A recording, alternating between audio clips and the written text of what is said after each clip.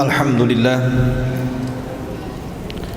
alhamdulillahilladzi arsala rasulahu bil huda wa dinil haq liyudhhirahu 'alad dini kullihi wa kafa billahi shahida wa kafa billahi wakila. Asyhadu an la ilaha illallah wahdahu rabbi la syarika lah wa asyhadu anna Muhammadan abduhu wa rasuluhu alladzi la nabiyya ba'dah. Rabbi israh li sadri wa yassir li amri wahlul 'uqdatam min lisani yafqahu qawli. Allahumma ij'al hadha istima'ana istima'an marhuma waj'al tafarruqana min ba'dihi tafarruqan ma'suma wa la taj'al fina wala min bainina syaqiyan wala mahruma. Amma ba'du. Hadirin dan hadirat, saudara dan saudariku yang dimuliakan Allah Subhanahu wa taala. Alhamdulillah, pada malam hari ini kita dipertemukan kembali di majlis ilmu di Masjid Al-Khair, dan insyaallah saya berhusnudzan kepada antum datangnya ke tempat ini dalam rangka talabul ilmi. Salawat teriring salam marilah kita hadirkan untuk Nabi besar Muhammad sallallahu alaihi wasallam. Allahumma salli ala Muhammad wa ala alihi wa sahbihi wa man sara ala nahjihi ila yaumiddin. Pembahasan pada malam hari ini masih membahas tentang akhir zaman, bicara tentang bulan Ramadan yang akan berlaku di tahun ini. Karena kalau seandainya melihat 10 tahun Ramadan ke belakang, tidak antum jumpai pertengahan Ramadan itu hari Jumat, dan itu baru kita temui di Ramadan insyaallah tahun ini. Antum bisa cek kalender bahwa Ramadan tahun ini pertengahannya jatuh di hari Jumat. Ketika Ramadan ini akan jatuh di hari Jumat, maka kemudian beredarlah hadis Nabi sallallahu alaihi wasallam yang sangat-sangat mengkhawatirkan, sangat-sangat menakutkan. Saya akan bacakan hadisnya dulu. Disebutkan dalam sebuah riwayat dari Abdullah ibn Mas'ud radhiyallahu anhu, "Idza kanat sayhatun fi Ramadan fa innahu yakunu ma'ma'atun fi Syawwal wa tamyizul qabaili fi dzil qa'dati wa tusfaqud dima'u fi dzil hijjati wal muharram wa mal muharram yaquluha thalathan hayhat hayhat yuqtalun nasu fiha harjan wa harjan." Qulna wa ma sayhatu ya Rasulullah? Qala haddatun fin nisfi min Ramadan lailata jum'atin fatakunu haddatun tuqidun na'im wa tuqidul qa'im wa tukhrijul awatiqa min khudurihinna fi lailati jum'atin fi sanatin kathiratiz zalazili fa idza sallaitumul fajra min yaumil jum'ati fadkhulu buyutakum wa aghliqu abwabakum wa suddu kuwakum. Kemudian wadatsiru anfusakum wasuddu adhanakum fa idza hasastum bis sayhati fakhirru lillahi sujjadan wa qulu subhanal quddus rabbunal quddus fa inna man fa'ala dzalika naja wa man lam yaf'al dzalika halaka. Ma'asyiral muslimin yang dimuliakan Allah Subhanahu wa taala, dari Abdullah ibnu Mas'ud, perhatikan hadis ini, ngeri kalau kita baca. Apabila terdapat suara yang sangat dahsyat di bulan Ramadan, maka akan terjadi huru hara di bulan Syawal. Akan banyak golongan manusia yang saling memisahkan diri di bulan Dzulqa'dah. Akan terjadi pertumpahan darah di bulan Dzulhijjah dan juga bulan Muharram. Kemudian Rasul ditanya, apa yang harus dilakukan di bulan Muharram? Orang ini bertanya 3 kali. Maka Nabi SAW bersabda, sangat disayangkan sekali saat itu manusia akan saling membunuh dan sangat kacau keadaannya. Maka kami bertanya lagi, apa suara yang dahsyat itu wahai Rasulullah yang akan terjadi di pertengahan Ramadan itu? Maka Rasul mengatakan, suara itu terjadi di pertengahan bulan Ramadan, bertepatan dengan malam Jumat, dan suara dahsyat ini akan membangunkan orang-orang yang sedang tidur, menjatuhkan orang-orang yang sedang berdiri, menjadikan para wanita-wanita terhempas dari kamar-kamar mereka. Pada saat itu akan banyak terjadi gempa. Pada saat itu cuaca yang sangat dingin akan menerpa. Hal itu apabila pertengahan bulan Ramadan di tahun itu bertepatan dengan malam Jumat. Apabila kalian melaksanakan sholat subuh di hari Jumat pada pertengahan bulan Ramadan, maka masuklah kalian ke dalam rumah-rumah kalian, kuncilah pintu-pintu rumah kalian, tutuplah jendela-jendela rumah kalian, dan selimutilah diri-diri kalian, serta tutuplah telinga-telinga kalian. Apabila kalian merasa ada suara dahsyat, maka bersungkurlah sujud kepada Allah Subhanahu wa taala seraya berzikir, Maha suci Allah, Maha suci Allah, Maha suci Allah, Maha suci Allah, wahai Rabb kami, Maha suci Allah. Ma'asyiral muslimin yang dimuliakan Allah Azza wa Jalla, hadis ini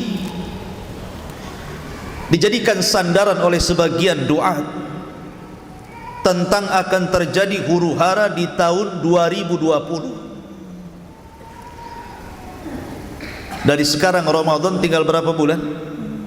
4 bulan. 4 bulan lagi. Betul. 4 atau 5? 4 bulan lagi. Masya Allah. 4 bulan lagi dari sekarang akan terjadi huru hara dahsyat menurut hadis ini.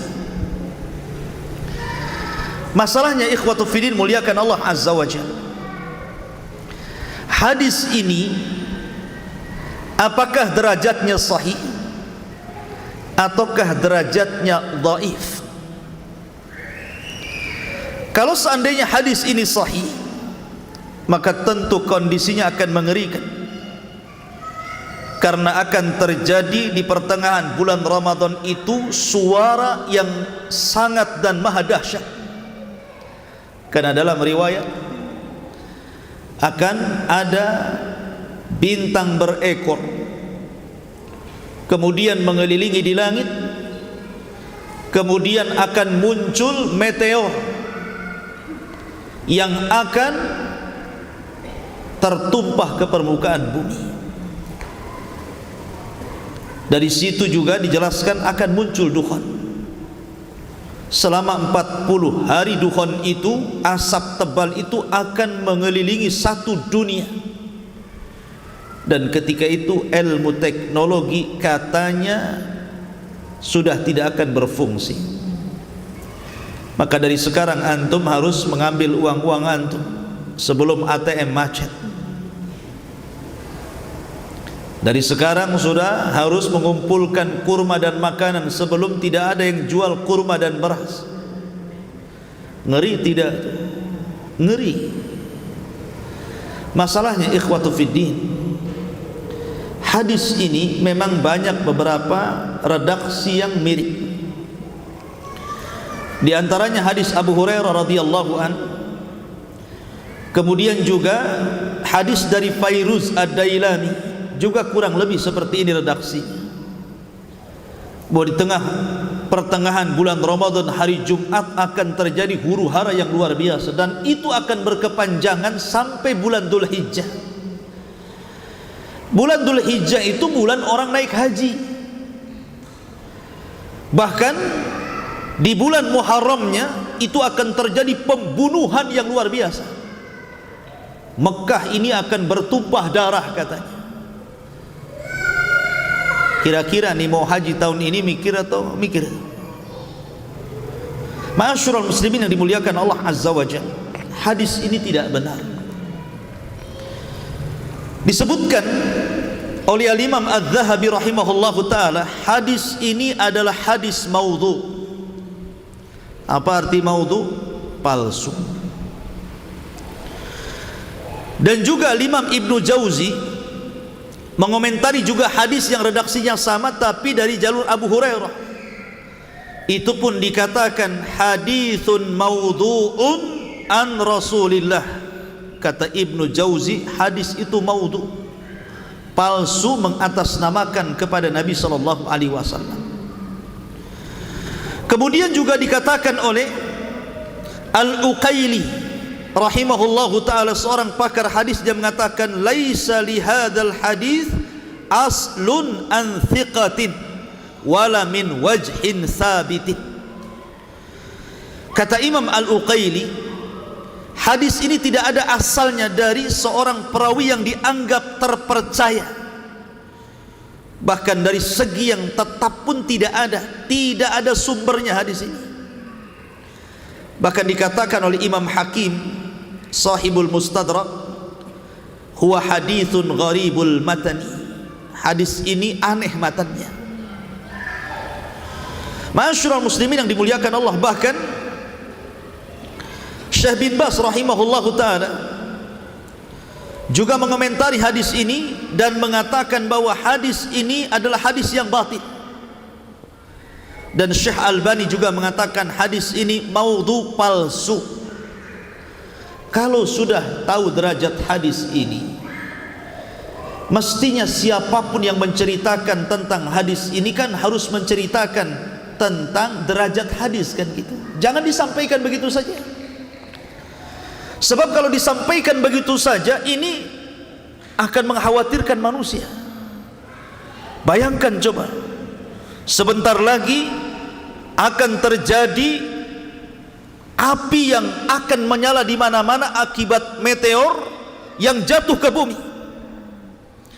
Kemudian akan terjadi kepulan asap yang menjadi duhan yang akan meliputi satu dunia, dan itu 40 hari. Kemudian akan terjadi pembunuhan di musim haji. Kemudian ditakut-takuti teknologi akan mati. Coba kalau teknologi mati, ikhwatu fiddin, kita ini setiap hari dihadapkan kepada teknologi, kan? Sekarang dokter-dokter di rumah sakit itu pakai apa? Alatnya pakai teknologi. Tukang ojek saja jadi Gojek, ya, pakai teknologi juga. Jadi semua bank-bank itu pakai teknologi, ATM pakai teknologi, semua pakai teknologi. Nah, kalau sebentar lagi tidak ada teknologi, apa ndak pusing manusia itu? Maka kalau seandainya betul-betul hadis ini sahih, ya memang sangat mengkhawatirkan. Sudah kewajiban kita untuk persiapan, kan begitu. Tapi rupanya hadis ini maudhu. Hadis ini maudhu, palsu. Jangan pernah disebar kecuali antum menyebutkan derajatnya. Hadis ini dhaif, hadis ini sahih, hadis ini hasan, enggak apa-apa. Kalau ada yang mengatakan bukankah hadis dhaif juga bisa diamalkan? Boleh diamalkan, tapi dalam masalah fadilah amal, dalam masalah keutamaan amal, bukan dalam masalah perkara gaib. Ini kan perkara gaib. Itu pun ada syarat-syarat yang ditentukan, seperti hadis dhaifnya itu tidak terlalu dhaif, sehingga dengan berkumpulnya banyak-banyak riwayat-riwayat yang semakna sehingga terangkat menjadi hasan di ghairihi.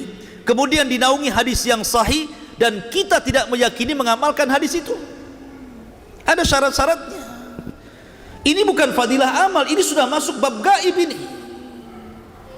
Ini masuk masalah akidah manusia. Jangan menakut-nakuti dengan hadis ini, karena ini bukan hadis dari Nabi sallallahu alaihi wasallam. Yang saya khawatirkan adalah sabda Nabi sallallahu alaihi wasallam,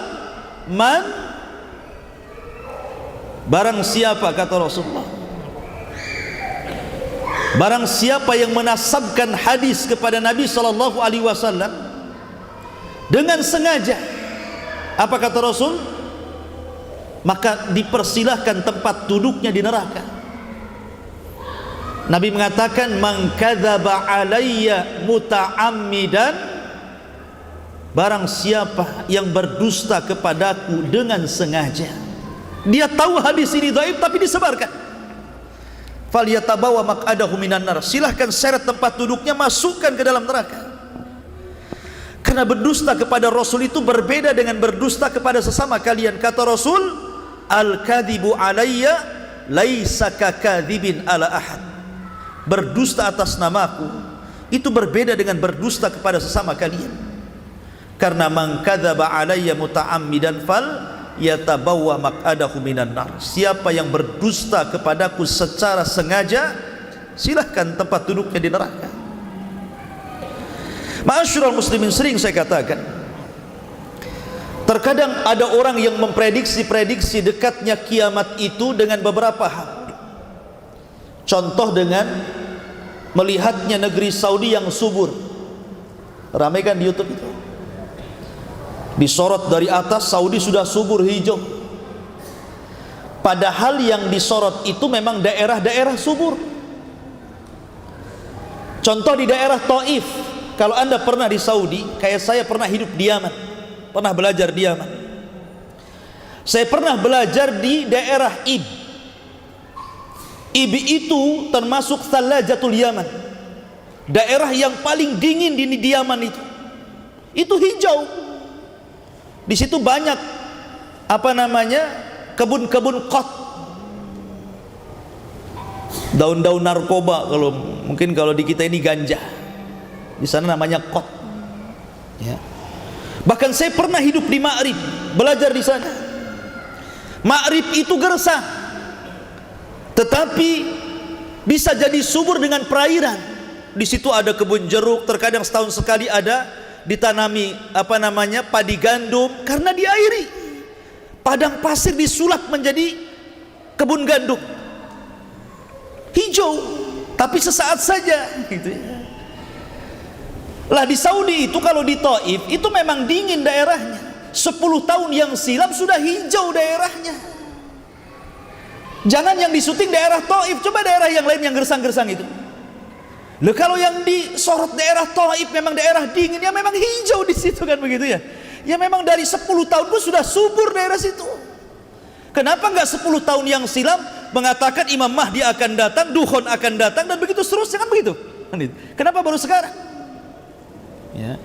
Lah dari sini ma'asyiral muslimin yang dimuliakan Allah Azza wa Jalla, kita harus dudukkan sebenarnya secara ilmiah. Kita yakin kiamat akan datang dan kita perlu persiapan. Karena ketika seorang Arab Badui datang kepada Rasulullah bertanya, ya Rasulullah, mata sa'ah, Rasul kapan kiamat? Rasul tidak mau jawab sampai 3 kali. Sampai Nabi SAW mengatakan, wa ma'adadta laha. Kalau ini tanya kiamat, emang apa yang kau persiapkan?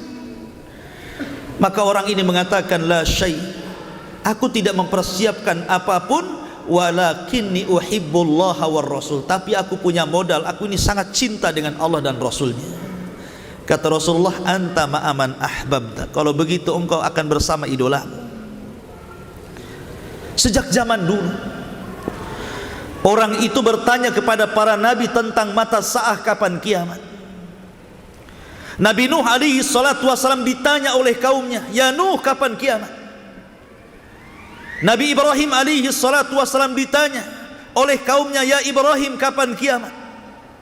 Nabi Musa ditanya oleh kaumnya, "Ya Musa, kapan kiamat?"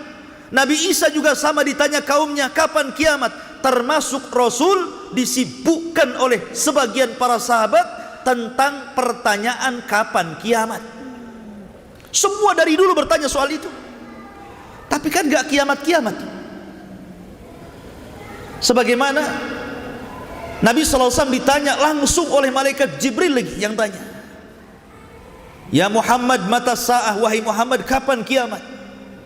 Rasul mengatakan, "Mal mas'ulu anha bi'a'lam minas sa'il." Orang yang ditanya tidak lebih paham daripada orang yang bertanya. Artinya saya dan engkau itu tidak tahu kapan kiamat. Sudah dekatkah dia, masih jauhkah dia, wallahu a'lam. Itu urusan Allah. Tapi kalau terlalu jauh memprediksi, apalagi bersandar kepada hadis-hadis palsu, kemudian sampai tidak dijelaskan derajatnya hadis ini membahayakan, karena memprediksi sesuatu yang tidak ada. Baik, kita akan masuk kepada dukhon, karena hadis ini juga berkaitan dengan dukhon, asap yang tebal yang akan meliputi selama 40 hari, bukan hanya satu Indonesia, satu dunia. Dan dukhon ini sangat membahayakan. Kalau bagi orang yang beriman sih, paling tinggi ngirup dukhon itu paling pilek, ya pusing-pusing sedikit. Tapi bagi orang kafir, kalau dia hirup dukhon itu akan keluar dari telinganya, asap itu akan keluar dari matanya, asap itu akan keluar dari hidungnya, asap itu akan keluar dari duburnya, bahkan saking panasnya akan membakar kepalanya. Nanti saya akan sebutkan riwayat-riwayatnya. Lah ikhwatu fiddin, dukhon ini bukan main-main. Ini termasuk alamah kiamah kubro, tanda-tanda kiamat besar, bukan tanda-tanda kiamat kecil. Kalau seandainya diprediksi kemudian Ramadan tahun ini kemudian akan terjadi dukhon, ingat, tanda-tanda kiamat besar itu kalau sudah datang tidak bisa dihentikan, tidak akan bisa dihentikan, dan akan terus seperti itu sampai kiamat dibangkitkan. Ma'asyiral muslimin yang dimuliakan Allah Subhanahu wa taala, pembahasan kita fokus kepada dukhon dan apakah tartib tanda-tanda kiamat itu sebagaimana yang masyhur banyak kemudian diceritakan di YouTube ataupun oleh sebagian ustaz, diceritakan bahwa tanda-tanda kiamat besar yang pertama itu dukhon, kemudian dajjal, kemudian turunnya Isa, dan begitu seterusnya. Kita akan jelaskan di sini sebenarnya tartibnya seperti apa. Ma'asyiral muslimin yang dimuliakan Allah Subhanahu wa taala, saya akan mengulas sedikit supaya ada murajaah sedikit. Sebagaimana tanda-tanda yang kita paham bahwa tanda-tanda kiamat itu terbagi menjadi berapa waktu kemarin di Jabal Arafah? 5. Tanda-tanda kiamat itu ada 5. Satu tanda-tanda kiamat yang sudah terjadi dan tidak mungkin terulang lagi. Contohnya diutusnya Rasulullah, wafatnya Rasulullah, terbelahnya bulan, wafatnya para sahabat Nabi sallallahu alaihi wasallam, kemudian kabar Rasul tentang peperangan di Siffin, perang antara Muawiyah dan kubu Ali radhiyallahu anhu, dan juga beberapa tanda-tanda kiamat kecil, dan ini tidak mungkin terulang, sudah terjadi dan tidak mungkin terulang. Kemudian yang banyak ini adalah tanda-tanda yang sudah terjadi dan akan terus terulang-ulang sampai hari ini. Seperti contohnya Fathu Baitul Maqdis, pembebasan Baitul Maqdis Itu pernah terjadi di zaman siapa? Umar ibn al-Khattab. Kemudian juga terjadi di zaman Salahuddin al-Ayyubi. Kemudian nanti di akhir zaman akan dikuasai oleh Al-Imam Al-Mahdi. Nanti di akhir zaman. Apakah di tahun 2020 Imam Mahdi muncul? Sudah saya jelaskan di Jabal Arafah. Antum lihat YouTube-nya, Humairah Channel. Kemudian juga kematian yang mendadak itu akan terus terulang. Seperti apa kematian mendadak, Ustaz? Seperti lagi tenang-tenang makan, tiba-tiba gempa, mati dia, ditimpa rumahnya. Tiba-tiba kena longsor, tiba-tiba ditabrak orang, itu mati mendadak namanya, nggak sempat persiapan ya. Dan itu akan terulang. Kemudian munculnya Khawarij. Sejak zaman terbunuhnya Utsman, kemudian muncul melembaga di zaman Ali radhiyallahu an. Khawarij itu akan ada sampai hari ini. Bahkan Rasul mengatakan yang terakhir Khawarij itu akan mengikuti Dajjal, dan itu akan terus terulang. Kemudian juga banyaknya peperangan, pembunuhan sesama kaum muslimin gara-gara perkara kecil, bunuh-bunuhan. Bahkan yang lebih sadis, ada anak membunuh orang tua atau sebaliknya, padahal dia muslim atau muslimah. Kemudian juga diaul amanah, hilangnya amanah. Kemudian juga anak yang durhaka dengan orang tua. Kemudian orang berlomba-lomba membangun bangunan tinggi-tinggi. Kemudian juga jeleknya perekonomian, kemudian persaksian palsu, kemudian banyaknya orang bakhil, kemudian diangkatnya ilmu sedikit demi sedikit. Kemudian juga seorang istri ataupun seorang suami yang durhaka kepada orang tua karena istrinya. Itu alamat kiamat juga. Suami durhaka sama orang tuanya gara-gara istrinya ya. Kemudian juga termasuk dihalalkannya zina, dihalalkannya sutra untuk laki-laki. Kemudian juga masjid dimegah-megahkan tapi kosong. Kemudian menara ditinggi-tinggikan, mushaf mulai ditinggalkan. Kemudian juga banyaknya orang yang hafal Quran tapi ahli fikih sedikit, para ulama sedikit. Termasuk juga ketika para pemimpin dipegang oleh orang-orang jahil. Kemudian dekatnya zaman, tahu-tahu sore, tahu-tahu siang, tahu-tahu pagi, tahu-tahu ngaca dah tua. Itu kan karena cepat zaman itu ya. Kemudian juga terlalu dekatnya pasar. Sekarang kalau antum ke pasar, tidak perlu ke pasar. Mau pesan apa? Pizza di rumah sudah ada aplikasinya, datang tuh tinggal bayar ya. Ini terjadi perang nih di luar ini rame banget ya. Kemudian juga banyaknya dusta, banyaknya gempa, kemudian juga banyaknya gerhana, kemudian banyaknya perempuan menyerupai laki-laki, laki-laki menyerupai perempuan, dan banyaknya fitnah di mana-mana. Ini tanda-tanda akan terulang-ulang tuh yang seperti ini. Kemudian yang ketiga, ada alamat yang belum terjadi, dan itu mendekati kepada kiamat besar, mendekati kepada tanda-tanda kiamat besar. Seperti contohnya siapa? Munculnya Imam Mahdi, dikuasainya Baitul Maqdis dan akan menjadi pusat kekuatan kaum muslimin. Kemudian fitnah Ahlas, dan sudah saya jelaskan di sini, fitnah Sarrah, fitnah Duhaimah. Kemudian juga pertolongan kepada kaum muslimin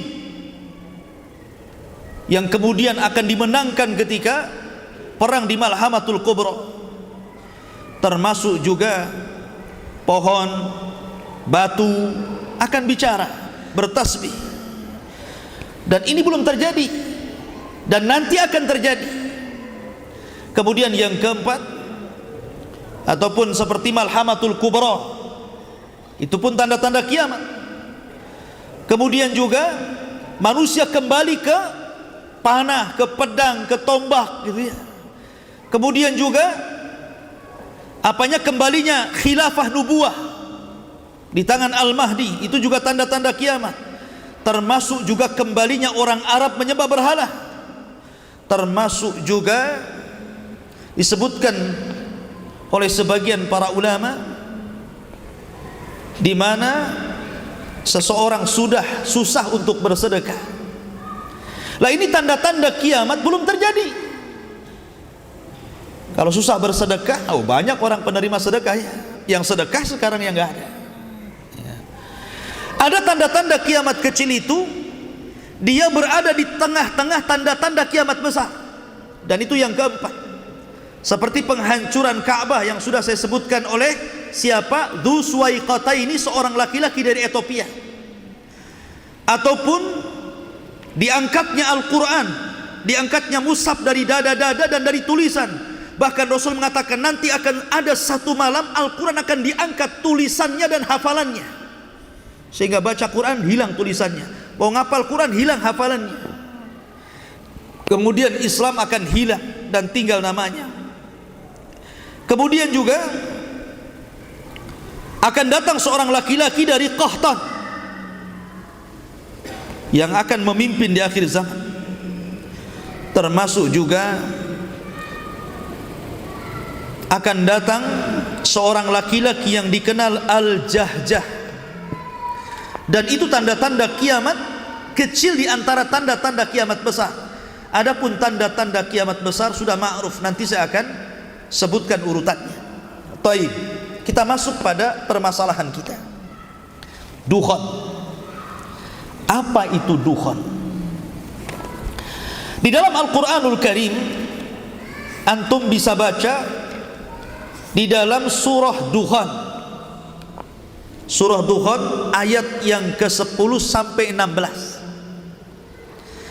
Allah Subhanahu wa taala berfirman, "Fartaqib yauma ta'tis sama bidukhanin mubin yaghshan nas hadza adzabun alim rabbana kshif anna al-adzaba inna mu'minin anna lahumudz dzikra wa qad ja'ahum rasulun amin thumma tawalla anhu wa qalu mu'allamun majnun inna kashiful adzab qalilan innakum a'idun."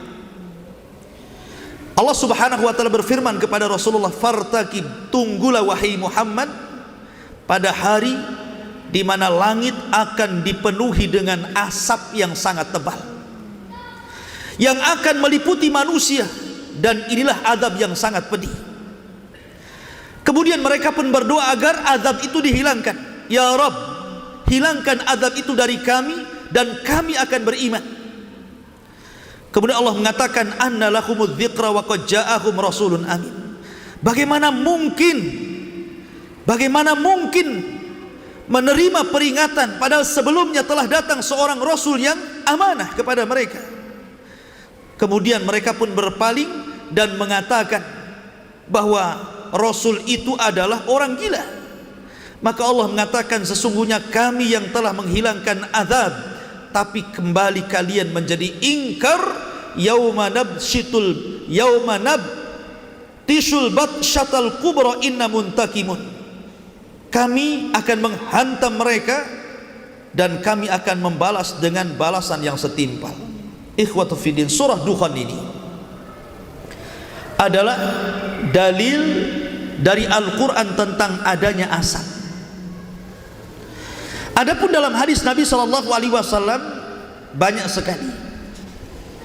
Di antaranya adalah hadis Abu Hurairah radhiyallahu anhu. Nabi SAW bersabda, "Badiru bil a'mali sittan." Segeralah kalian beramal sebelum datang 6 perkara. Yang pertama, tulu'us syamsi min maghribiha, terbitnya matahari dari arah barat. Yang kedua, dukhan. Nah, di sini disebutkan dukhan. Yang ketiga, dajjal. Yang keempat, dabbah, binatang yang melata yang bisa bicara, ataupun sesuatu yang khusus ataupun yang umum bagi kalian. Kemudian hadis yang kedua, hadis Hudzaifah. Suatu ketika para sahabat sedang bincang-bincang tentang kiamat. Rasul berkata, "Sedang bincang-bincang apa kalian?" Maka mereka mengatakan, ya Rasulullah, kami sedang berbincang-bincang tentang kiamat. Maka Rasulullah mengatakan, kiamat tidak mungkin tegak sampai kalian melihat 10 perkara yang merupakan tanda-tanda kiamat besar.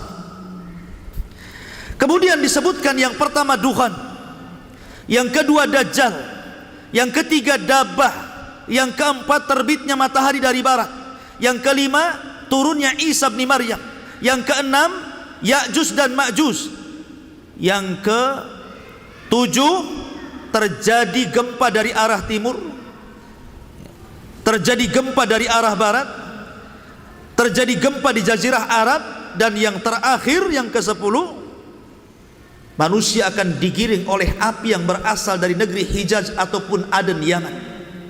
Ini 10 tanda-tanda kiamat besar. Nanti saya akan sebutkan tertibnya. Jadi dalam hadis Hudzaifah ini ada 10 perkara. Pertama Duhan, yang kedua Dajjal, yang ketiga Dabah, yang keempat tulu'us syamsi min maghribiha, terbitnya matahari dari arah barat, yang kelima turunnya Isa bin Maryam, kemudian yang keenam Ya'juj dan Ma'juj, yang ketujuh gempa dari arah timur, yang kedelapan gempa dari arah barat, yang kesembilan gempa di Jazirah Arab, dan yang ke-10 keluarnya api yang menggiring manusia ke tempat berkumpulnya mereka di Syam. Itu namanya tanda-tanda kiamat besar. Ada 10 ini. Kemudian juga disebutkan dalam hadis yang lain, hadis yang dikeluarkan Imam Ibnu Jarir dan At-Tabrani dengan sanad yang baik, inna rabbakum anzarakum thalatha, Rabb kalian telah memberikan peringatan kepada kalian tentang 3 perkara. Yang pertama Duhan, yang akan mengambil seorang mukmin seperti pilek, tetapi ya'khudul kafir. Kalau sampai kemudian Duhan ini mengenai orang kafir, fayantafikhu, kemudian dihirup dia, yakhruj min kulli masma'in minhu, maka akan keluar asap dari telinga-telinga mereka. Dalam riwayat dari hidung mereka, dari mata mereka, bahkan dalam riwayat dari dubur mereka. Bahkan dalam riwayat bahwa apabila asap itu melanda mereka, maka kepala-kepala mereka akan terbakar. Sampai sedemikian. Dan tidak perlu saya sebutkan semua hadis-hadisnya. Kemudian sekarang apa sih Duhan itu? Apa sih makna Duhan itu? Duhan itu dalam bahasa Arab artinya adalah kalau ada kayu yang dibakar kemudian asap yang mengepul ke atas, itu namanya Duhan. Makanya orang yang merokok disebut tadkhin. Dilarang merokok artinya mamnu'ut tadkhin, ya. Itu secara bahasa. Ataupun orang Arab mengatakan kalau ada debu yang naik ke langit, maka mereka mengistilahkan dengan kalimat Duhan. Itu secara bahasa. Dan Nabi SAW bersabda dalam sebuah hadis dari Ibnu Mas'ud radhiyallahu an, khamsun qad madaina. Kata Abdullah bin Mas'ud radhiyallahu an, 5 perkara sudah berlalu dari kita. Yang pertama al-lizam, yang kedua ar-rum, yang ketiga batsyah, yang keempat al-qamar, dan yang kelima Duhan. Pertama lizam, artinya lizam itu kehancuran bagi orang-orang kafir di Badar.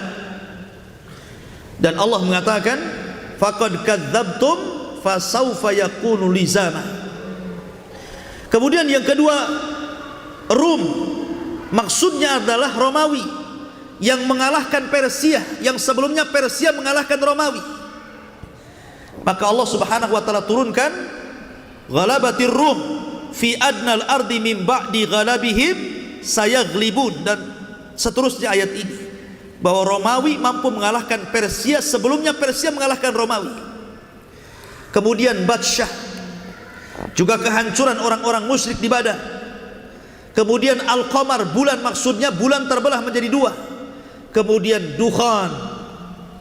Dukhan ini juga sudah terjadi, kata siapa? Abdullah bin Mas'ud. Kapan itu? Ketika orang-orang musyrik melambat-lambatkan untuk masuk Islam, kemudian Rasul berdoa, ya Allah, timpakan kepada mereka pacaklik selama 7 tahun seperti pacaklik Yusuf.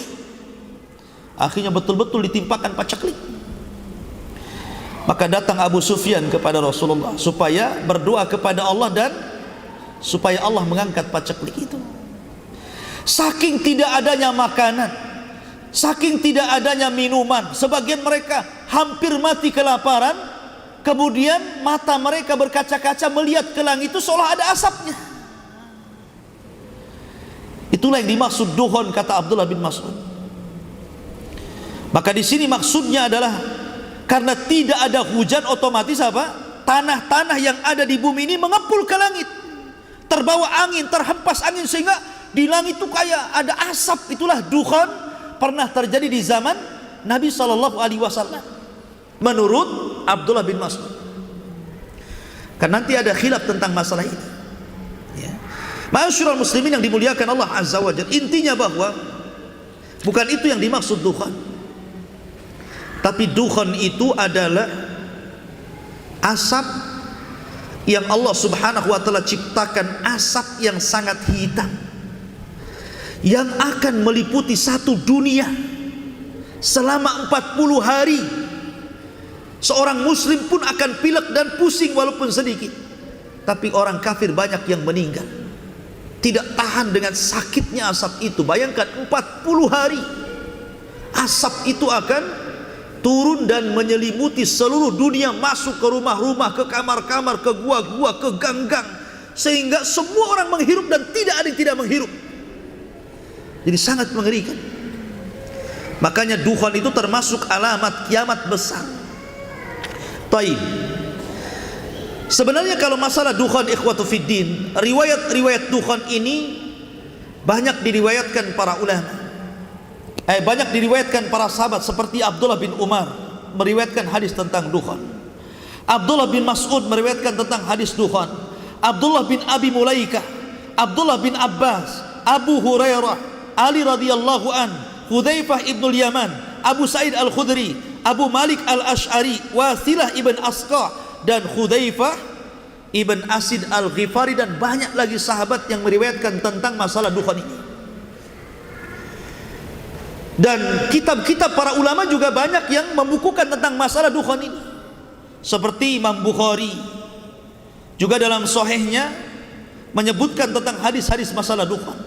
Imam Muslim termasuk juga menyebutkan di dalam kitabnya bab tentang Kitabul Fitan wa Asrati Sa'ah, itu menyebutkan hadis tentang masalah dukhan. Kemudian juga Musnad Imam Ahmad, Sunan Abi Dawud, Sunan Tirmidzi, Mustadrak Hakim, Mu'jam Tabrani, itu semua termuat hadis-hadis tentang masalah dukhan. Termasuk juga Imam Ibnu Katsir, baik dalam tafsirnya atau dalam kitabnya Bidayah wan Nihayah. Kemudian Imam Tabari dalam tafsirnya, kemudian Ibnu Abi Hatim dalam tafsirnya, kemudian Al-Qurtubi dalam Tazkirah, kemudian Mubarakfuri dalam Syarah Tirmidzi, dan banyak kitab yang memuat tentang masalah dukhan. Masalahnya, kapan dukhan terjadi? Apakah betul sebagaimana yang digambar-gemborkan bahwa dukhan itu terjadi nanti di Ramadan ini, bentar lagi? Dan apakah memang tartibnya seperti itu? Dukhan, kemudian Dajjal, kemudian turunnya Isa bin Maryam, dan begitu seterusnya. Ikhwan, tidak ada hadis yang menjelaskan tentang tartib. Karena hadis itu redaksi ke redaksi itu ada yang dimulai dukhan, ada yang dimulai bukan dukhan. Yang dimulai dengan dukhan saja pakai kalimat dzakarah, menyebutkan, artinya Rasul tidak menyebutkan tartibnya seperti itu. Lalu siapa yang menyusun pertama dukhan, kedua Dajjal, ketiga Isa? Siapa? Kok muncul tartib seperti itu?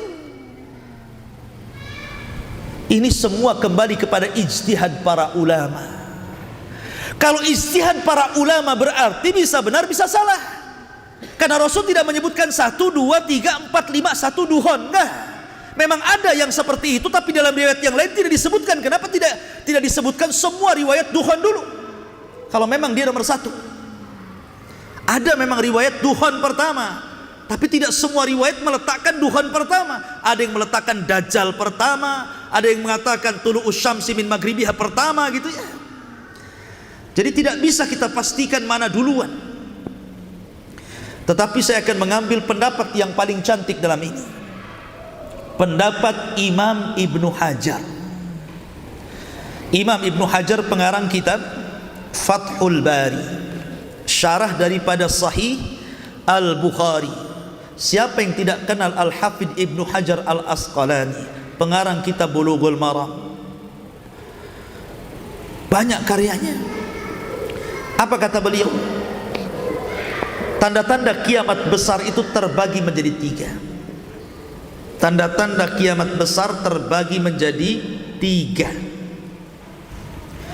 Ada tanda-tanda yang menyebar di bumi, ada tanda-tanda yang menyebar di langit, dan ada tanda-tanda yang menunjukkan hanya beberapa langkah kepada terjadinya kiamat besar.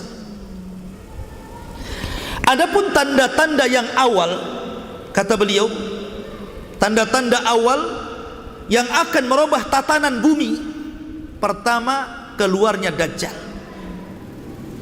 Pertama keluarnya Dajjal, kemudian turunnya Isa, kemudian keluarnya Ya'juj dan Ma'juj, kemudian terjadi 3 gempa.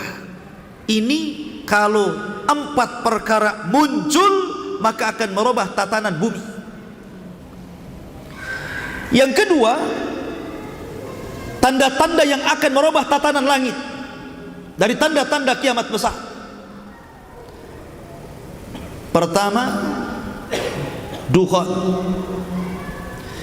Yang kedua, terbitnya matahari dari arah barat. Yang ketiga, keluarnya dabbah, binatang melata yang bisa bicara. Yang ketiga, keluarnya dabbah itu. Ini yang akan merubah tatanan langit. Dan yang terakhir, tanda kiamat yang mendekati kepada kiamat besar. Dan itu dimulai dari api yang menggiring umat manusia dari Yaman ke Syam. Nanti manusia akan berkumpul di situ dan Allah kiamatkan. Dan ini dengan cara, jadi tartib ini, kata Imam Ibnu Hajar, adalah tartib yang disebutkan oleh Al-Imam At-Tayyibi. Imam At-Tayyibi ini termasuk ulama hadis, ulama tafsir, ulama bayan, dan dia yang mensyarah kitab Miskatul Masabi, dia juga yang mensyarah kitab Al-Kasyaf, dia juga memiliki khulasah dalam usulul hadis. Memang ulama besar, dan itu disebutkan oleh Al-Imam Ibnu Hajar rahimahullahu ta'ala. Jadi posisi dukhon itu di tengah, bukan di awal. Jadi kalau kita urut, Dajjal dulu, kemudian turunnya Isa, kemudian keluarnya Ya'juj dan Ma'juj, kemudian gempa dari arah barat, gempa dari arah timur, gempa dari jazirah Arab, baru kemudian dukhan. Setelah itu terbitnya matahari dari arah barat, setelah itu keluar dabbah, dan yang terakhir api yang menggiring manusia sampai ke Syam. Begitu tartibnya. Kenapa jadi dukhon dulu? Ini tartib ulama. Lah yang ini saja ijtihad ulama ini. Karena dalam masalah tartib ini ulama sangat dahsyat perselisihannya. Tidak bisa diprediksi ini yang pertama, ini yang kedua, ini yang ketiga. Semua punya prediksi masing-masing, punya tartib masing-masing maksudnya. Jadi jangan kemudian seolah-olah pasti akan terjadi dukhon di tahun 2020. Ya memang ada sebagian orang yang memastikan, ada yang kemudian tidak memastikan. Yang tidak memastikan dari segi bahasa seolah-olah memastikan masalahnya, kan begitu ya. Bahasa retorikanya itu seolah-olah memastikan, padahal dia sudah ngomong ya mudah-mudahan prediksi dia salah, tapi habis itu kemudian menakut-nakuti manusia. Begini, begitu, begini. Harus kumpulkan kurma 1 tahun, nanti kalau kelaparan kan sudah banyak kurma katanya. Ikhwatu fiddin, ini perkara gaib. Ya. Ini bukan perkara-perkara enteng, ini perkara keyakinan. Ma'asyiral muslimin yang dimuliakan Allah Azza wa Jalla. Adapun tentang masalah perselisihan dukhan,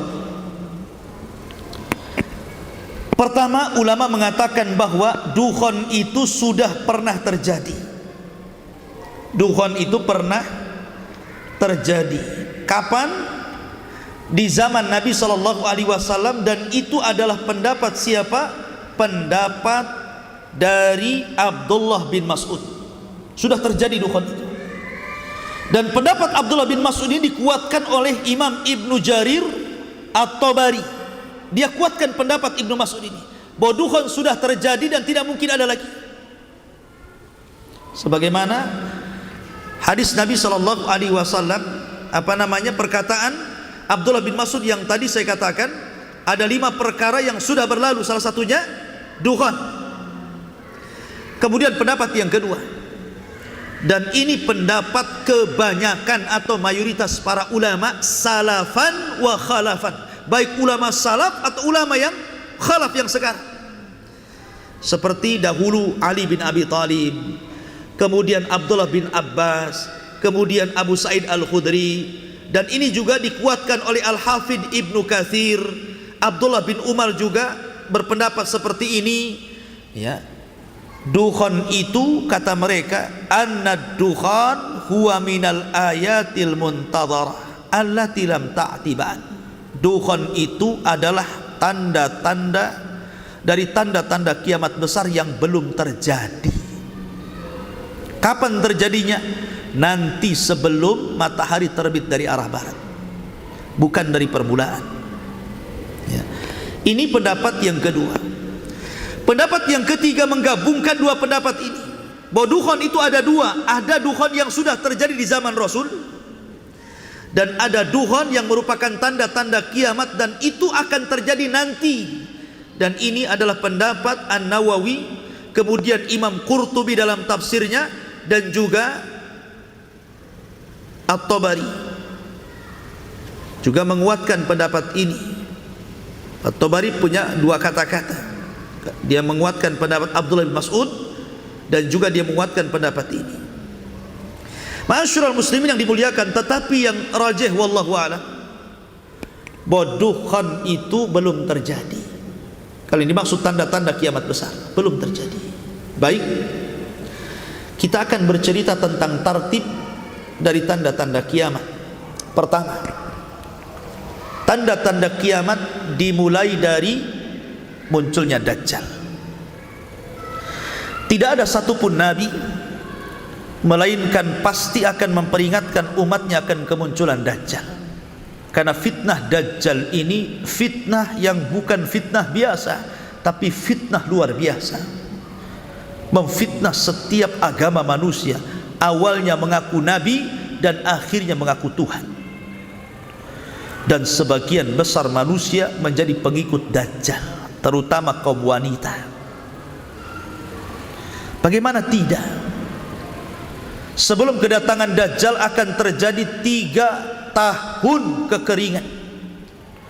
Langit ditahan sepertiganya, bumi pun ditahan sepertiganya, tidak tumbuh. Tahun kedua, langit ditahan 2/3-nya, bumi pun ditahan 2/3-nya, tidak tumbuh sehingga kering kelontang. Kemudian yang ketiga, tahun ketiga, seluruh langit ditahan dan bumi pun ditahan, semuanya tidak tumbuh. Manusia kelaparan. Disitulah Dajjal muncul. Kemudian Dajjal akan datang kepada sebuah perkampungan yang sudah hancur ekonominya, sudah tidak bisa lagi ditanami kebun dan ladangnya, tidak ada makanan yang akan dimakannya. Kata Dajjal, kalau kalian beriman kepada-Aku, kusuburkan tanah kalian, kugemukkan hewan-hewan kalian, kuberikan kalian pembendaharaan yang ada dalam bumi. Mau apa? Emas, perak, jamrud. Gimana orang tidak kufur saat seperti itu?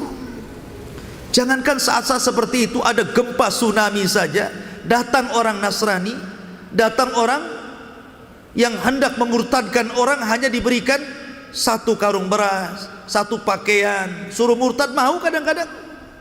Ini jelas-jelas ini kondisinya kan begitu ya. Ya pasti akan menyangka Dajjal itu Tuhan. Kata Dajjal hujan, hujan.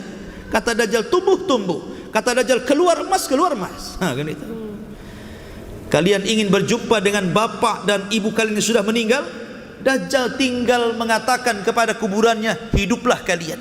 Hidup tuh bapak kita, ibu kita, saudara kita, anak kita yang kita cintai. Tapi hakikatnya bukan mereka, itu syaitan yang tasyakul menyerupai keluarga kita, kemudian mengatakan, nah ikutilah orang ini, dia Tuhan kita. Jadi banyak orang yang ikut Dajjal. Dari sinilah kenapa kita disuruh berlindung dari Dajjal. Setiap kita sholat, di penghujung sholat kita sebelum salam, kita berlindung dari fitnah Dajjal. Setiap hari Jumat kita disuruh membaca awal atau akhir 10 surah Al-Kahfi dalam rangka perlindungan Dajjal. Jadi Nabi SAW sudah mengatakan fitnah ini besar. Kata Rasul, kalau aku hidup ku bunuh Dajjal, tapi kalau seandainya aku meninggal, kalian yang akan melawan Dajjal, dan kalian tidak akan sanggup, karena Dajjal tidak bisa mati kecuali seorang Nabi yang membunuhnya, Isa bin Maryam. Kemudian Dajjal berhasil mengalahkan Imam Mahdi, sehingga Imam Mahdi harus tinggal di Bukit Tur dan para prajuritnya yang bersembunyi. Ketika kemudian tidak ada jalan lain kecuali harus jihad, mati syahid atau hidup mulia, maka ketika menjelang subuh turunlah Isa bin Maryam. Tugasnya Isa itu yang pertama kali membunuh Dajjal. Selama 40 tahun dia akan tinggal di bumi, lain dengan Imam Mahdi 7 tahun saja. Tugas pertama membunuh Dajjal. Baru ada tugas yang lainnya, membunuh babi, mematahkan salib, dan akan memimpin kaum muslimin, dan akan memasukkan Islam sebagian ahli kitab. Wa in min ahlil kitab illa la yu'minan nabihi qabla mautihi. Dan sebagian ahli kitab itu akan beriman kepada Islam sebelum kematian Isa. Dan Isa akan memimpin kaum muslimin setelah meninggalnya Imam Mahdi. Ketika di zaman Isa inilah, belum lagi Isa wafat, Allah kemudian hancurkan benteng yang dibangun oleh Dzulqarnain. Di balik benteng itu ada 2 kabilah besar. Satu kabilah Ya'juj dan yang kedua kabilah Ma'juj. Jumlah mereka banyak. Satu di antara kita 999 dari mereka. Banyak. Kata Rasul, kaum ini tidak bisa diperangi dan tidak bisa dibunuh, saking banyaknya. Sehingga kemudian banyak orang-orang yang di luar rasnya dibantai, dibunuh dan dimakan, kanibal. Sampai merasa bahwa dia sudah membunuh di luar rasnya, tidak ada satupun hidup. Orang-orang yang hidup di bumi, dia sombong kemudian menatap langit dan mengatakan, qatalna man fil ardi sanaqtuluhu man fis sama. Kami sudah membunuh semua orang yang ada di bumi, kau juga ya yang di langit kami akan bunuh juga, katanya. Maka mereka mengarahkan tombak, panah, lembing, dilempar. Wa makaru makran wa makarna makran wallahu khairul makirin. Mereka hendak membuat makar, Allah pun buat makar. Panah mereka disedot sampai tidak kelihatan di balik awan. Kemudian dikembalikan lagi seolah-olah ujungnya sudah berlumuran darah. Pada Allah sengaja membuat itu, tidak ada orang yang mati. Maksudnya tidak ada makhluk yang mati di langit. Tapi mereka makin sombong, seolah-olah sudah membinasakan orang yang di langit. Maka disitulah Allah tampakkan kekuatannya. Allah kirim satu makhluk kecil namanya Naghaf, ulat, masuk di tengkuknya, satu mati-mati semua. Allah kok dilawan? Mana ceritanya? Siapa yang bisa melawan Allah? Ketika Ya'juj dan Ma'juj habis semuanya meninggal dunia karena diazab oleh Allah Subhanahu wa taala dengan ulat, maka kemudian Allah kirim burung-burung besar mengangkat jasadnya, dilempar tah ke mana wallahu alam, tah ke lautan, tah berantah di mana. Tapi kemudian Allah turunkan hujan, Allah bersihkan lagi bumi, sehingga Isa bin Maryam dikembalikan lagi dalam kehidupan yang luar biasa. tuba liman asya ba'dal masih. Beruntung orang-orang yang hidup di masa Isa bin Maryam hidup, di mana cangkang delima bisa masuk orang di dalamnya. Belum tahu cangkang delima? Sebesar apalah delima itu? Kalau cangkangnya orangnya bisa masuk, berarti delimanya besar. Seperti itu buah-buahan itu. Berarti kalau buah durian antum bisa tidur tuh di cangkangnya itu. Artinya bahwa itu barokah, betul-betul barokah. Dikembalikan lagi bumi itu sebagaimana aslinya, berkah di mana-mana. Sampai Isa bin Maryam kemudian meninggal dunia. Setelah Isa bin Maryam kemudian meninggal dunia, maka kemudian manusia kembali, sebagian mereka kufur dan sebagian mereka tetap beriman. Lah ketika itu orang dihebohkan karena di daerah yang sangat jauh nun di sana, di daerah barat, Hashfun bil Masyriq, di daerah timur, rupanya Allah Subhanahu wa taala kirim gempa, bukan hanya menghancurkan satu desa. Kayak Lombok itu kan satu kabupaten tuh, jadi bubur tuh. Ini bisa menghancurkan satu negara. Dari timur terdengar ada gempa, satu negara rata. Maka orang pun heboh dengan berita tentang ada gempa yang bisa menghancurkan negara-negara. Baru saja mereka mendengar di arah timur itu terjadi gempa yang dahsyat, dari barat pula mereka mendengar bahwa sama di barat juga terjadi gempa hebat sehingga menghancurkan negara-negara. Setelah itu rupanya di Jazirah Arab pun terjadi gempa di mana-mana, satu dunia, sehingga orang kemudian kesulitan tempat tinggal, kesulitan ekonomi, keadaan mereka miskin. Mulailah kemudian mereka semakin jauh, maka sebagian mereka semakin kufur, tapi ada juga yang masih istiqamah di situ. Maka dalam kondisi seperti itu, tiba-tiba Allah mengingatkan mereka agar mereka tobat. Fartaqib yauma ta'tis sama' bidukhanin mubin. Di sinilah letak dukhan, bukan di awal. Di sini letak dukhan. Allah tiba-tiba mengirimkan dukhan, satu dunia gelap dengan asap. Asap ini masuk ke rumah, ke gang, ke gua, ke jalan. Tidak ada satupun kecuali menghirup dukhan. Setiap hari banyak orang yang meninggal gara-gara menghirup dukhan ini. Ma'asyiral muslimin yang dimuliakan Allah Subhanahu wa taala. Akhirnya mereka pun mulai sadar mereka sudah jauh dari Allah Azza wa Jalla. Mereka berdoa, Rabbana kshif anna al-adzab inna mu'minun. Ya Allah, ini orang-orang yang ahli maksiat ini berdoa, ya Allah, angkatlah azab ini, angkatlah asap ini, kami berjanji akan beriman. Lihat, akhirnya Allah Subhanahu wa ta'ala pun mengangkat azab itu. Hanya 40 hari saja dukhan itu, tapi sudah banyak orang mati, sudah banyak terbakar kepalanya, terpanggang seperti kepala ikan, ya. Maka ketika dukhan, sebenarnya dukhan itu alamat terakhir bagi orang yang ingin bertobat, karena setelah ini akan muncul alamat di mana orang sudah tidak diterima lagi tobatnya. Harusnya ketika dukhan itu dihilangkan Allah Subhanahu wa ta'ala, yang tadinya berzina berhenti berzina, yang tadinya minum khamar berhenti minum khamar, yang tadinya nyembah berhalanya dibuang, bertobat kepada Allah Subhanahu wa ta'ala. Setelah hilang azabnya, kufur lagi sebagian orang itu. Maka ketika di malam hari yang sangat dingin, semua manusia tidur. Ketika datang di waktu subuh, orang-orang yang beriman bangun sebagaimana kebiasaan mereka sholat subuh. Tapi orang-orang kafir munafik terlelap tidur. Baru mereka terbangun di jam-jam yang sudah lewat sholat subuh.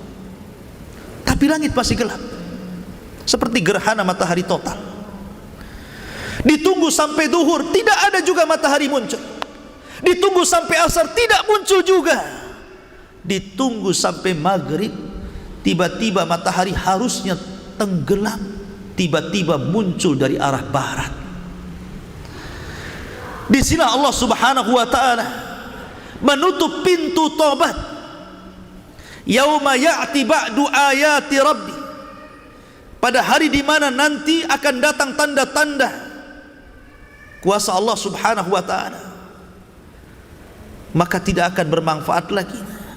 La yanfa'u nafsun iman, maka jiwa tidak lagi bermanfaat keimanan sama sekali.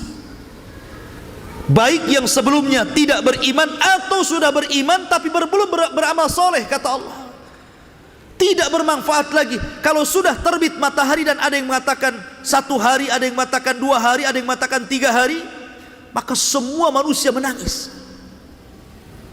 Kenapa menangis? Para dai berhenti berdakwah, para ustadz berhenti mengajar, orang-orang yang minum khamr berhenti mabuk, orang yang berzina berhenti berzina, karena mereka tahu apapun yang mereka lakukan, sekalipun mereka tobatan nasuha sesuai dengan syarat-syarat tobat, tidak bermanfaat keimanan mereka di hadapan Allah. Ketika itulah selang 1-2 hari muncul binatang yang disebut dengan dabatun minal ard, binatang besar, dalam hadis dhaif membawa tongkat dan stempel Sulaiman, tongkat Nabi Musa dan stempel Sulaiman. Kalau tongkat Nabi Musa dipukulkan kepada orang kafir di hidungnya gosong dia, kalau stempel Sulaiman di stempel di dahinya bercahaya dia. Hadis ini dhaif ya. Kemudian setelah itu manusia terbedakan mana mukmin mana kafir. Quran diangkat, Islam tinggal namanya. Tidak ada yang mengenal syariat Islam, tidak sholat, tidak zakat. Mereka mengucapkan la ilaha illallah pun karena mendengar bapak moyang mereka mengucapkan kalimat itu. Ketika sudah tidak ada sholat, tidak ada haji, tidak ada apa-apa, apa yang diharapkan di dunia ini? Maka setelah itu apa yang terjadi? Maka tiba-tiba Allah kirim api dari arah Aden atau Hijaz, yang kalau di malam hari api terdiam, tapi di siang hari api itu menggiring sampai manusia tepat berdiri semua di padang yang disebut dengan Syam. Syam, negeri di mana manusia akan berkumpul di situ. Ketika itulah Rasul mengatakan la taqumus sa'ah illa ala syiraril khalqi. Tidak tegak hari kiamat kecuali akan ditimpakan kepada manusia yang paling buruk. Karena sebelum ini terjadi Allah akan kirimkan angin, angin yang sangat dingin yang akan menerpa ketiak-ketiak orang-orang yang walaupun dalam hatinya memiliki sebiji dzarah keimanan, meninggal. Sehingga orang-orang yang beriman tidak pernah merasakan tiupan sangkakala pertama Israfil. Yang akan merasakan tiupan sangkakala Israfil itu adalah orang-orang kafir. Dan yang pertama kali mendengar tiupan itu adalah seorang laki-laki yang sedang memperbaiki bak minum untuk untanya. Tiba-tiba jatuh mati, disusul dengan orang yang di pasar, di jalan-jalan, kemudian di rumah-rumah. Bayangkan satu malaikat kekuatannya sama, bahkan melebihi seluruh manusia dan seluruh jin. Kalau seluruh manusia dikumpulkan, dihidupkan kembali, seluruh jin dihidupkan kembali, kemudian kekuatan mereka dibandingkan dengan satu malaikat Israfil, maka malaikat Israfil jauh lebih kuat daripada kekuatan seluruh manusia dan jin. Sekali tiup hancur mati semua manusia, bahkan malaikat. Makanya Nabi SAW pernah tidak enak minum, tidak enak makan. Ditanya kenapa Rasul? Kata Rasul, bagaimana aku akan enak makan tidur sementara aku memikirkan Israfil sudah siap meniupkan trompetnya, memandang matanya ke arah, siap diperintah Allah Subhanahu wa taala. Al-qari'atu mal qari'ah wa ma adraka mal qari'ah yauma yakunun nasu kal farashil mabsus. Dan itu masuk kepada kiamat. Intinya bahwa tidak benar kalau dukhon itu akan terjadi di bulan Ramadan ini. Wallahu a'lam. Karena jelas hadisnya juga maudhu, palsu. Kemudian tartib ulama juga, ada yang mengatakan di awal, ada yang mengatakan di tengah, ada yang mengatakan di akhir. Wallahu a'lam, ini ijtihad para ulama. Sehingga kita tidak bisa memastikan bahwa tahun ini akan terjadi dukhon yang maha dahsyat. Hati-hati, hati-hati katanya. Persiapkan. Ya betul, kita harus persiapan. Karena kiamat bagi kita itu bukan menunggu kiamat besar, bukan, tapi kematian. Kata Nabi SAW, idza mata ahadukum faqad qamat qiyamatuh. Kalau seandainya meninggal salah seorang di antara kalian, berarti tegaklah kiamat untuk kalian. Jadi kita mempersiapkan bukan untuk kiamat besar, bukan, tapi untuk kematian kita. Wa ma tadri nafsum bi ayyi ardin tamut. Kita tidak tahu meninggal di mana, tapi kematian sebuah kepastian. Idza jaa ajaluhu la yastakhiruna sa'atan wa la yastaqdimun. Kalau ajal datang, tidak akan nunggu-nunggu. Ya. Dan setiap orang mati berarti tegaklah kiamatnya. Karena kita tahu kita akan mati, itulah makanya kita persiapan. Makanya Rasul mengatakan al-kayyisu man dana nafsa wa amila lima ba'dal maut. Orang yang cerdas itu adalah orang yang introspeksi diri dan mempersiapkan bekal untuk sebelum kematian. Itu orang cerdas namanya. Ya. Bukan sibuk kita kumpulkan makanan untuk makan 1 tahun. Kita kumpulkan uang-uang kalian pakai emas, kita kumpulkan 1 tahun, nanti nggak ada uang lagi. Bukan. Persiapan kita ini adalah takwa. Wa tazawwadu fa inna khaira zadit taqwa. Persiapkanlah, dan sebaik-baik persiapanlah takwallahi azza wa jalla. Ini yang kita siapkan, takwa ini. Karena belum tentu.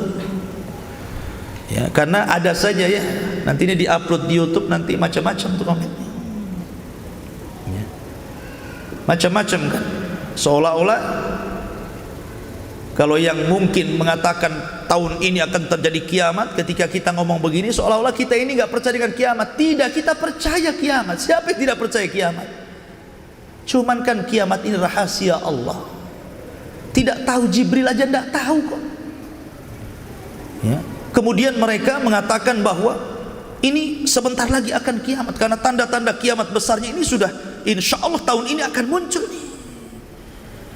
Dan itu karena apa? Berawal dari memprediksi umur umat manusia atau kaum muslimin itu dari 1500 tahun, supaya sama angkanya, maka kemudian diurut dari sekarang. Kalau tidak, nanti akan lewat dari 1500 tahun kan. Ya, jadi harus pas dengan angkanya itu. Masalahnya kalau terjadi kan mengkhawatirkan, ya kita bertobat kepada Allah. Kalau enggak terjadi, sementara dia sudah berkuar-kuar ke sana kemari membawakan hadis-hadis maudhu umpamanya, maka kita semua yakin percaya bahwa kiamat akan datang. Bahkan kita persiapan itu untuk kiamat kita sendiri, yaitu kematian. Dan itu pasti. Ya. Terkadang saling menghujat di komen itu, tidak perlu saling menghujat. Kita masing-masing belajar, masing-masing beramal. Ya. Perbanyak belajar, karena biasanya yang komen itu kan karena kurang ilmu, hanya terpengaruh model semangat tak tentu pasal, kata orang Melayu. Tahu semangat tak tentu pasal itu? Semangat itu harus dibarengi dengan ilmu.